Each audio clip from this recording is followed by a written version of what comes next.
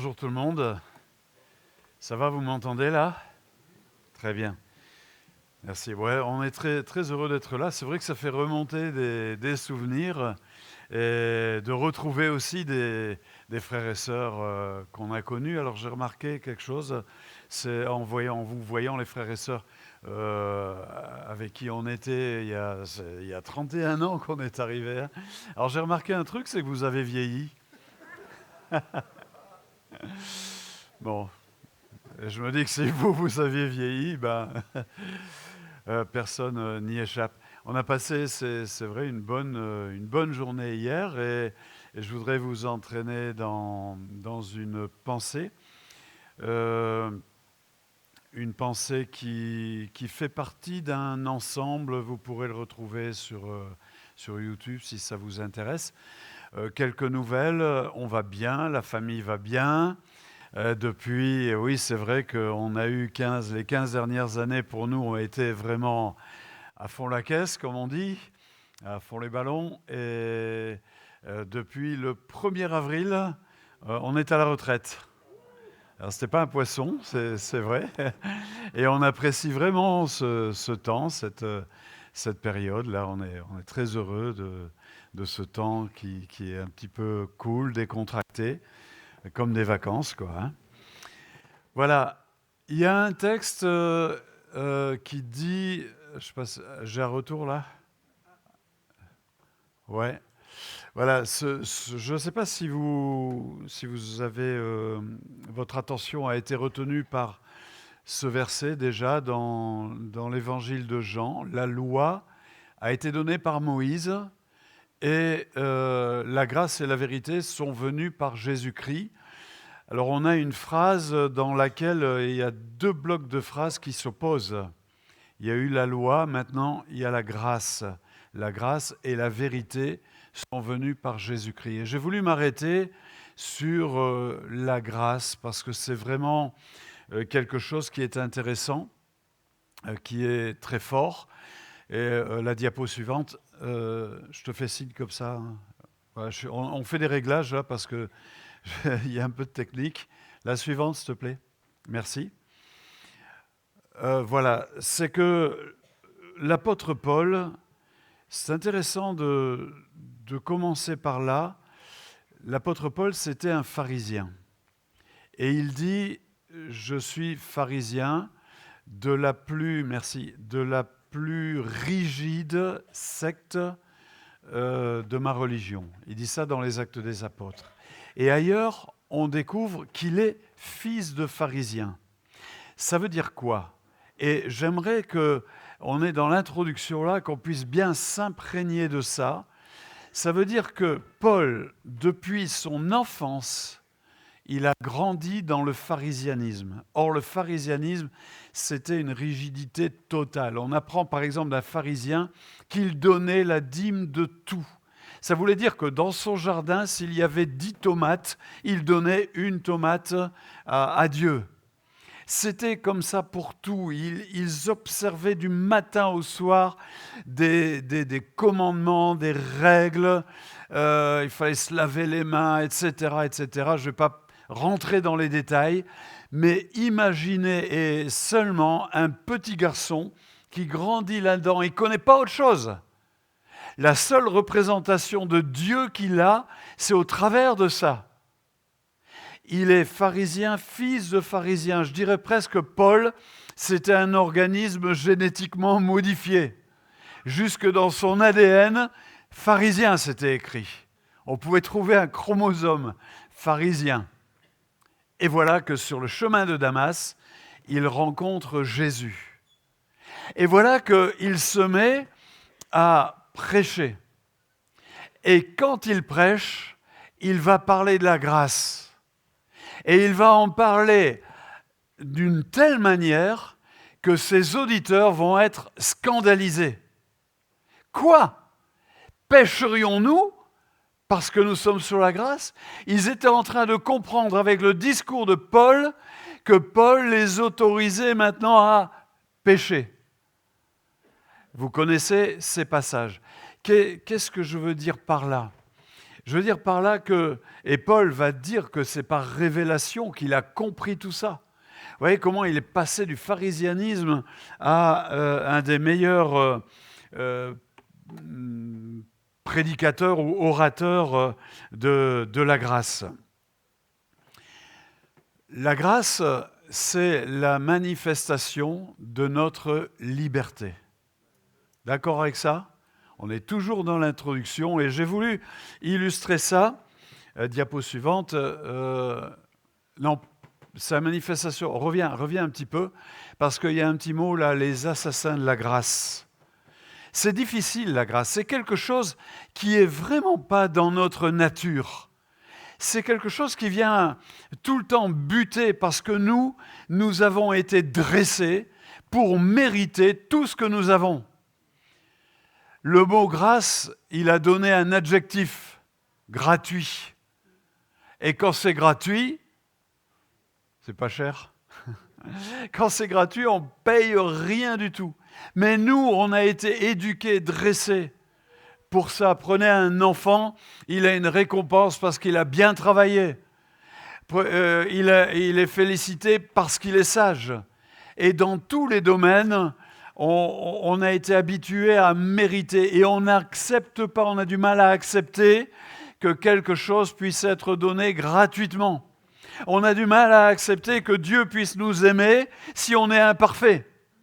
Et on pense que notre travail, c'est de constamment nous améliorer. Quelquefois, même certains pensent que le temps qu'on reste sur la terre, c'est pour s'améliorer afin d'entrer au ciel. C'est faux, ça. À partir du moment où je donne ma vie à Jésus, je suis prêt à entrer au ciel. Si je fais des progrès, c'est uniquement pour être plus efficace, pour mieux rentrer dans le plan que Dieu a pour nous. Mais ce n'est pas notre thème ce matin. Et on rencontre, parce que nous avons la difficulté avec la grâce, on rencontre des assassins de la grâce. Vous en avez déjà rencontré ? Ceux qui jugent. Ceux qui comparent. Vous vous souvenez, le pharisien et le publicain ? Je te rends grâce de ce que je ne suis pas comme ce publicain-là. Est-ce que ça nous est jamais arrivé de dire, Seigneur, je te rends grâce que je ne suis pas comme le frère un tel, hein? Je ne suis pas comme la sœur une telle. Je te rends grâce, je ne suis pas comme ma belle-mère, hein? Les assassins de la grâce qui comparent, les assassins de la grâce qui jugent, qui sont durs de cœur, comme l'économe infidèle. On lui remet une petite dette, une énorme dette, et puis après il va voir quelqu'un qui lui devait 3 sous et il exige tout. Les assassins de la grâce, c'est aussi ceux qui veulent changer les autres. Vous avez rencontré des gens comme ça qui veulent vous changer ? C'est Jésus qui nous change. C'est lui qui nous change. Alors, c'est la manifestation de notre liberté. Et là, tu peux passer. Et j'ai pris, pour illustrer ça, quelque chose qui est arrivé à l'apôtre Pierre. Vous savez, l'apôtre Pierre, il a été jeté en prison. Il a été jeté en prison avec Jacques. Et Jacques a été décapité. Il a été décapité. Et ça a plu au peuple parce que tous ces chrétiens, là, ils mettaient de l'agitation, ils mettaient du trouble. Et Hérode a fait arrêter Pierre. Et ça devait être le tour de Pierre d'être décapité. Le lendemain. Et qu'est-ce qu'il fait, Pierre ? Il dort. Et apparemment, il dort profondément. Parce que quand un ange est venu pour le réveiller, le texte dit qu'il a dû le secouer. Je ne sais pas comment, si dans votre maison, vous devez quelquefois réveiller quelqu'un, est-ce que vous faites comme ça ? Est-ce que vous le secouez ? Mais Pierre, il dormait bien. Il le secoue, il lui dit 3 choses. Cet ange, lève-toi rapidement. Et quand il se lève, ses chaînes tombent. Ensuite, il lui dit, mets tes ceintures, tes chaussures, et puis prends ton manteau et suis-moi. C'est les seules paroles que l'ange va lui donner. Et vous allez voir que si je dis ça, c'est parce que ça revêt une importance. Il y avait 16 soldats qui gardaient Pierre, 4 étaient autour de lui, et après il va y avoir deux gardes. Alors il passe une première porte avec la garde, il passe la deuxième, et ils arrivent à ce qui est écrit une porte de fer. C'est certainement la porte d'entrée de la prison. Oui, parce que dans une prison, il y a une porte d'entrée, mais il n'y a pas une porte de sortie. Et il sort par cette porte, et le texte que vous connaissez, il dit qu'il se retrouve dans la rue. Il se retrouve dans la rue. Plus d'ange. L'ange n'est plus là. Alors, vous auriez fait quoi, vous? Parce qu'il avait la possibilité de faire ce qu'il voulait. L'ange ne lui a donné aucune indication. Quelque temps après, il va se retrouver dans une église où il y a un lieu de prière. Il y a des chrétiens qui sont là, ils prient pour lui. Mais l'ange ne lui a pas dit, tu vas aller là. Tu dois aller là, non? Alors, il avait plusieurs possibilités. Il aurait pu se dire, bon, je dormais bien, je vais retrouver un petit coin pour continuer ma nuit. Il aurait pu le dire, ça. Ou il aurait pu dire, oh là là, tout ça, ces émotions, les émotions, ça creuse, je vais me trouver une taverne pour aller me faire un bon repas. Ou il aurait pu se dire, oh là là, ils vont tous se réveiller dans la prison, je vais vite me sauver et aller loin d'ici. Et il est écrit qu'il a réfléchi. Alors vous notez que Pierre, dans sa vie, il a réfléchi que 3 fois. Mais ces 3 fois lui ont vraiment changé la vie. C'est bon de réfléchir de temps en temps, n'est-ce pas? Qu'est-ce que je veux dire par là? C'est qu'on a ici quelqu'un qui a été libéré, et dans sa liberté, on ne lui a donné aucune indication. Et ça revient ailleurs, ça. Lazare, déliez-le et laissez-le aller. Et j'aimerais qu'on puisse comprendre que c'est exactement de la même façon que Jésus-Christ nous a libérés. Amen. Complètement libres. C'est pour la liberté que Christ nous a affranchis. Alors, ça veut dire quoi? Eh bien, ça veut dire qu'on est comme Pierre qui sort de sa prison. On peut faire ce qu'on veut. L'apôtre Paul le dit, il dit « tout m'est permis ». Alors nous, ce qui nous intéresse, c'est la suite de la phrase. « Ah, mais tout n'est pas utile !»« Ah, mais il faut se laisser servir par quoi ?» Non, mais il a quand même dit « tout m'est permis ». Et ce « tout m'est permis » est vraiment essentiel. C'est pas nous, dans notre difficulté à saisir la grâce, on prend tout de suite la deuxième, ça nous intéresse. D'ailleurs, quand on parle la grâce, souvent quelqu'un va dire « mais ». Ah, la grâce, d'accord, mais... Non, non. La grâce, d'ailleurs, on chante grâce infinie. On chante grâce infinie et on parle grâce réduite. Mais tout m'est permis. Et l'apôtre Paul, s'il ajoute « je me laisserai asservir », c'est pour ne pas abîmer ce beau cadeau qu'est sa liberté. C'est pour la vivre pleinement, mais ce n'est pas pour mettre un fardeau supplémentaire alors qu'on a été délivré de tout. Alors, Christ nous a sortis de prison. Est-ce que vous pouvez dire « Christ m'a libéré » Est-ce que vous pouvez dire ça? Est-ce que... Ouais, Christ m'a libéré. Et on est comme Pierre, là, devant la prison, dans la rue, et tout nous est permis. Et qu'est-ce qu'on va faire? Eh bien, on va essayer d'aller retrouver celui qui nous a libérés. Non? Et on va le suivre. C'est bien ça que Jésus dit, « Suis-moi ». Alors on va le suivre. Mais on se dit, c'est difficile de le suivre. J'ai vécu sans grâce. J'ai vécu lié par le péché. J'ai vécu prisonnier. Je ne connais que ça. Vous savez qu'un prisonnier, ça prend des habitudes de prisonnier. Dans l'église où nous avons démarré notre vie chrétienne, il y avait un frère qui avait fait un braquage, qui avait mal tourné. Il avait pris 15 ans. Et dans ses 15 ans, il a trouvé Jésus. Et quand il est rentré chez lui, Il ne sortait pas. Il tournait autour de la table de la cuisine. Sa femme, elle disait, il m'énerve. Il ne sortait pas. Il ne pensait pas qu'il avait le droit de sortir quand il voulait. Ça ne lui venait pas à l'esprit parce qu'il avait pris des habitudes. Et nous, on a pris des habitudes de prisonniers. On a pris des habitudes de religieux. On a pris des habitudes de pharisiens. Et aujourd'hui, maintenant, on est libre. On est dans la rue, là. Qu'est-ce qu'on va faire? On veut suivre Christ. Mais Christ, on ne peut pas le suivre comme un pharisien. On ne peut pas le suivre comme un prisonnier. On ne peut pas le suivre comme un religieux. D'accord? On essaie de le suivre? Alors, il nous a libérés. Pourquoi? Dans quel but nous a-t-il libérés? Pas pour qu'on redevienne pharisien, religieux ou autre. Mais il nous a libérés pour être libres. Il nous a libérés pour la liberté. Alléluia! Et moi, je bénis Dieu parce que la vie chrétienne, c'est vraiment une vie de liberté. Ouais, c'est une vie de liberté totale. Je ne me laisserai asservir par quoi que ce soit, dit l'apôtre Paul. Il en avait tellement souffert de cette vie de pharisien. Il dit maintenant, tout m'est permis et pas question de me laisser asservir. C'est pour la liberté.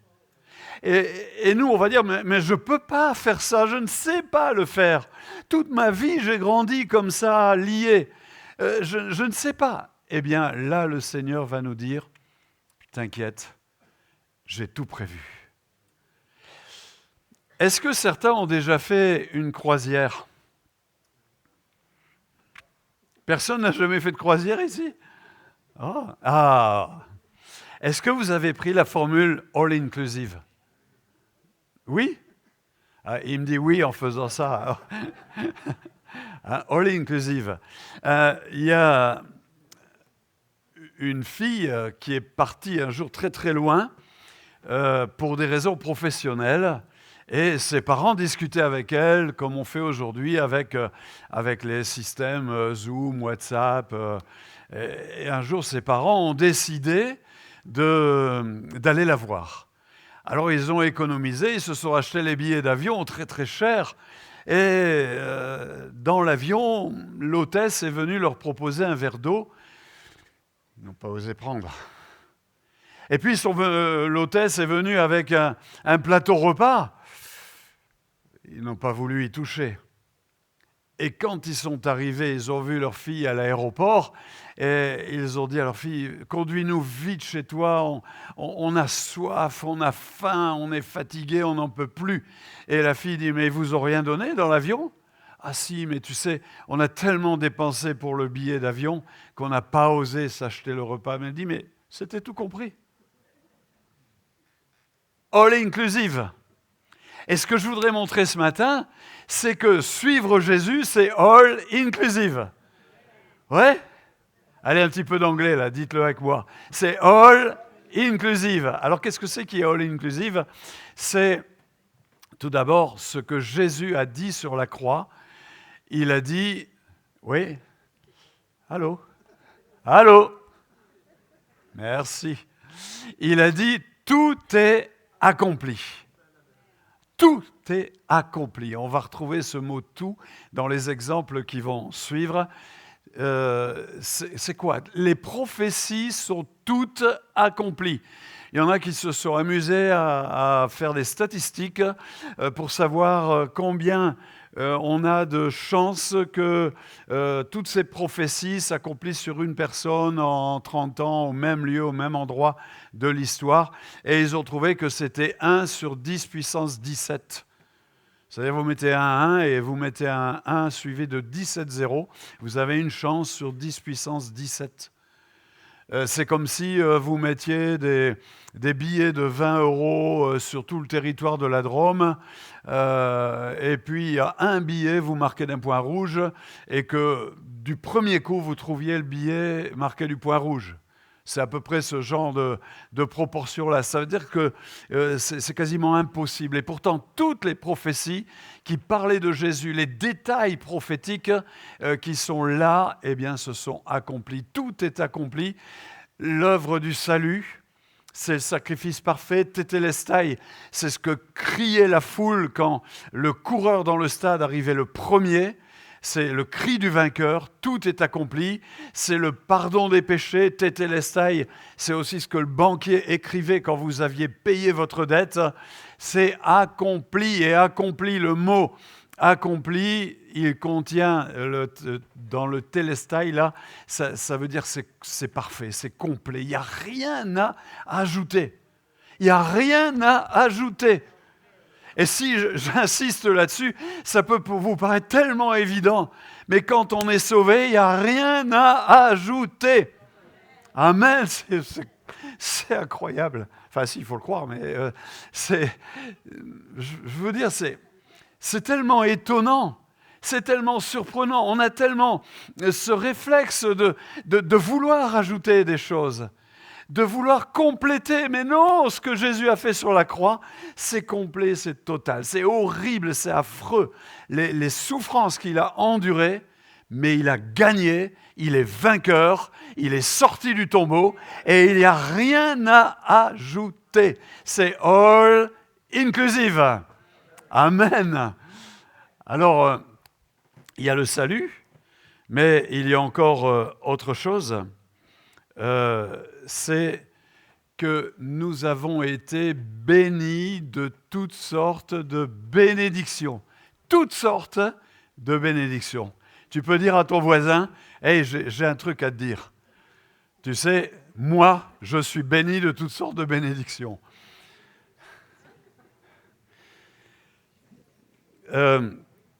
Bénir, bénédiction, malédiction, on entend diction. Ça veut dire, bénir, ça veut dire dire du bien. On est béni de toutes sortes de bénédictions. On a un Dieu qui dit tout le temps du bien de nous. Oh, nous-mêmes, on n'arrive pas à dire tout le temps du bien de nous. Mais lui, il dit tout le temps du bien de nous. C'est formidable, ça. Il y en a un qui est l'accusateur. Des fois, on a plus foi dans l'accusateur que dans les bénédictions que Dieu dit sur nous. Alors, l'accusateur, qu'est-ce qu'il dit ? « Hey, t'as vu comment t'es, toi, comme chrétien ? T'es nul. » Non ? L'accusateur dit « Hey, t'as vu, t'as fait ça. Hey, t'as vu, t'as pas tout à fait dit la vérité, là, hein ?» Et il nous dit tout le temps des choses comme ça, l'accusateur. Alors, vous savez ce qu'on fait ? On lui dit, écoute, tu me dis que je suis nul ? T'as raison, c'est vrai. Tu me dis que je n'ai pas tout à fait dit la vérité ? T'as raison, c'est vrai. Tu me dis que j'ai eu des mauvaises pensées ? T'as raison. Mais alors, t'as complètement raison. Et tu m'accuses ? Ok, mais vois ça avec mon avocat. Amen. Parce que lui, il dit tout le temps du bien de moi. Ah, c'est bon ça, hein ? Allez, on continue. Tout ce qui contribue à la vie et à la piété. Il nous a donné tout ce qu'il faut pour accéder à la vie véritable et pour vivre dans l'attachement à Dieu. C'est Pierre qui écrit ça. Et ce texte-là, je vous invite à le lire, le premier chapitre de la deuxième à Pierre. Il est merveilleux, ce texte. C'est quoi notre piété ? Qu'est-ce qui nous attache à Dieu ? C'est qu'on prie, on le loue, on lit sa parole. C'est vrai, vous aimez ça ? On l'adore. Et quelquefois, on fait ça, mais à peine levé le matin, on prie, on loue, on adore, on chante, on lit la Bible, et on resterait là toute la journée. C'est pas vrai ? Mais à d'autres matins, c'est pas comme ça. Oh. Et puis des fois, on a des épreuves, des fois c'est dur. Des fois, il nous arrive des coups durs qui démolissent toute notre théologie personnelle. Et on ne comprend plus rien. Mais celui qui permet et qui pourvoit à notre piété, c'est Dieu. et il nous a donné tout ce qu'il faut pour que cette piété reste vivante entre nous, à l'intérieur de nous, en nous. Et pour vivre attaché à lui. En fait, on reste attaché à lui, non pas parce qu'on fait des efforts, mais parce que lui, il a tout prévu pour que je reste attaché à lui. C'est all inclusive. Alléluia. Et si on continue, il y en a encore, hein, j'en ai une quinzaine d'autres comme ça. Tenez, l'apôtre Paul. Je puis tout par celui qui me fortifie. Une fois, des frères et sœurs ont été embauchés pour vendre, je sais plus, des savons ou des produits d'hygiène. Et puis, il y a eu un gros rassemblement dans une grande salle à Paris. Et l'animateur de la salle a fait référence à la Bible et de l'arrière-plan chrétien, etc. Et il a cité « Je puis tout ». Et il a dit, l'apôtre Paul a dit « Je puis tout ». Et il n'a jamais dit ça, l'apôtre Paul. Il a dit « Je puis tout par celui qui me fortifie ». C'est complètement différent. Et il savait que dans toutes les situations, et il est passé par toutes sortes de choses, Paul, la persécution, des naufrages. Hier, on a vu ses collaborateurs l'ont abandonné, etc. Et il dit, dans toutes ces choses, on est plus que vainqueur. Alors, vainqueur, c'est 1-0. Plus que vainqueur, c'est 15-0. Et Paul, il disait pas « je suis vainqueur », il disait « je suis plus que vainqueur ».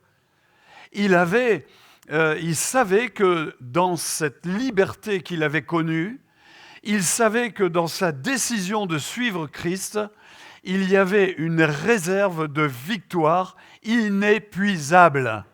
C'est all inclusive. Je peux tout par celui qui me fortifie. Toujours triomphant. Grâce soit rendue à Dieu qui nous fait toujours triompher en Jésus-Christ. Ça va ? Ça vous plaît ? Alors, et si je vous disais qu'on était riche aussi ? Mon Dieu pourvoira à tout, à tous vos besoins. Alors, imaginez qu'au lieu de mon Dieu, c'est écrit Nicolas Tunin pourvoira à tous vos besoins. Oh, vous dites ça, c'est le meilleur pasteur de France. Il va pourvoir. Et puis après, vous déchantez parce que c'est écrit selon sa richesse. Vous dites, oh, on ne va pas aller loin là. Mais ce n'est pas écrit selon sa richesse humaine à Nicolas, mais c'est mon Dieu, selon sa richesse. C'est un Dieu, c'est écrit que tout lui appartient. L'or est à lui, l'argent est à lui, mais tout, il est le maître absolu de tout. Tout lui appartient. Et l'apôtre Paul, il avait découvert cette grâce que son Dieu pourvoyait à tous ses besoins. Ça, c'était une certitude en lui. Je ne suis pas en train de dire ici quoi que ce soit d'une espèce d'invention qui découlerait d'un raisonnement personnel. Non, c'est écrit comme ça dans ma Bible et dans la vôtre aussi. Mon Dieu.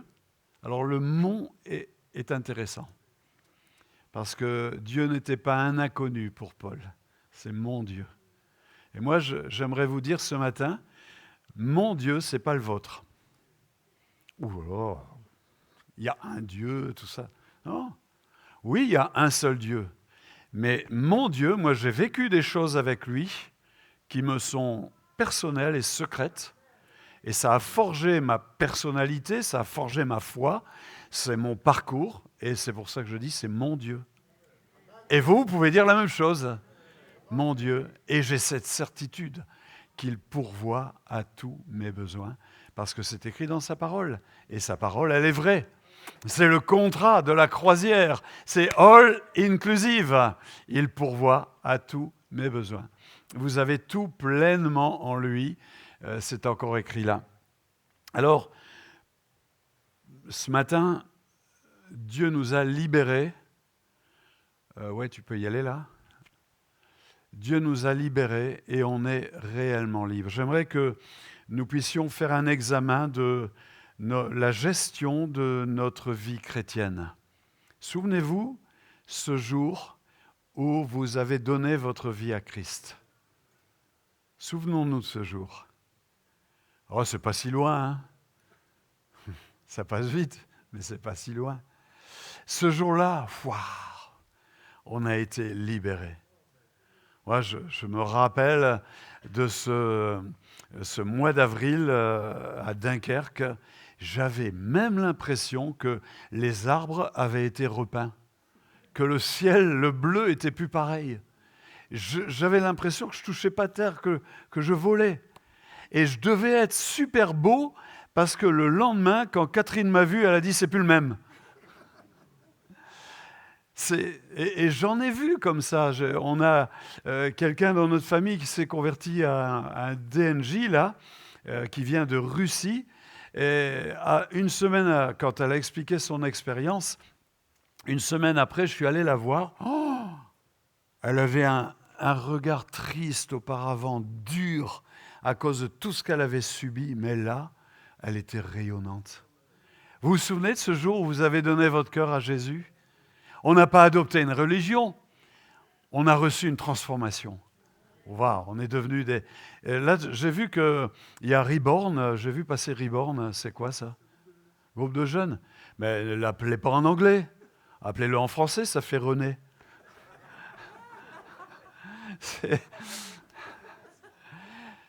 On est né de nouveau, qu'est-ce que c'est beau ça? C'est formidable. Mais après, qu'est-ce qu'on a fait? Est-ce qu'on n'aurait pas commencé à rajouter des commandements? Est-ce qu'on n'aurait pas commencé à rajouter des obligations, des lois? Alors que c'est pour la liberté qu'il nous a affranchis. Ce n'est pas pour nous mettre de nouveau sous une loi. Et on ne sait pas vivre dans cette liberté. Et lui, il nous dit seulement, suis-moi. Et tout est all-inclusive. Tu es complètement sauvé, parfaitement sauvé. Tu es béni de toutes sortes de bénédictions. Moi, je me méfie de ces discours qui nous feraient dire qu'il y a des malédictions sur la vie du chrétien. De ces discours qui disent que ces malédictions peuvent venir de mon père, de mon grand-père, de mon arrière-grand-père ou de l'homme de Cro-Magnon. C'est faux, ça. Les choses anciennes sont passées, tout est devenu nouveau, et aujourd'hui je suis béni de toutes sortes de bénédictions. Mon Dieu ne dit jamais de mal de moi. Il dit toujours du bien, et il me couvre de son amour par sa parole, notée dans le livre du Cantique des Cantiques. Il me baise des baisers de sa bouche, sa parole. Sa parole, c'est de l'amour. Il me donne tout ce que j'ai besoin pour ma piété. Tout ce que j'ai besoin. Et quand j'ai un petit coup de mou, et ça arrive pas au pasteur, sauf à moi. Mais ça arrive, c'est normal, on est humain. Mais là, il a pourvu pour que je reprenne goût et que je retrouve ce chemin de la lecture, de la prière, etc., de la piété. Il me rend vainqueur, quelle que soit la situation dans laquelle tu te trouves, en suivant Jésus, tu en sortiras par le haut, vainqueur, dans toutes ces choses. Et on est un peuple riche, hein? Il pourvoit à tous nos besoins. Peut-être que quelqu'un est dans le manque de quelque chose aujourd'hui, mais il a déjà pourvu. Et il pourvoira, et d'une manière signée selon sa richesse, avec sa gloire et en Jésus-Christ. Ce n'est pas quelque chose qui va t'éloigner, c'est quelque chose qui va te rapprocher de lui encore plus. Amen. Vous voulez qu'on se lève et on va remercier le Seigneur pour ce all-inclusive. Tout est pris en charge. Il n'y a rien à payer. Merci Seigneur parce que quand tu es venu sur la terre, toi tu as payé. Et tu as payé cher. Déjà tu t'es fait homme, tu t'es fait bébé. Déjà tu as vécu parmi les hommes, tu as subi nos bêtises, nos railleries, nos moqueries. Tu as subi tout ça. Tu as vécu dans la boue dans laquelle l'humanité est plongée. Et tu t'es laissé arrêter, tu es mort sur la croix. Ça, c'est le prix que tu as payé. On n'arrivera jamais à l'évaluer. Mais dans ce prix que tu as payé, il y a un message. C'est ton amour pour chacun de nous. C'est la preuve que tu nous aimes. Dieu a prouvé son amour. Oh, merci. Merci parce qu'aujourd'hui, tu nous invites à te suivre et on n'est pas capable de ça. Mais tu as pourvu à tout. Et tu nous dis, tout est là, tu n'as pas d'effort à faire, tu as simplement à puiser dans le trésor que j'ai accumulé pour toi. Tout est prêt, tout est payé, tout est donné, tout est à notre disposition. Sois béni, Seigneur. Nous te remercions ensemble. Amen. Amen.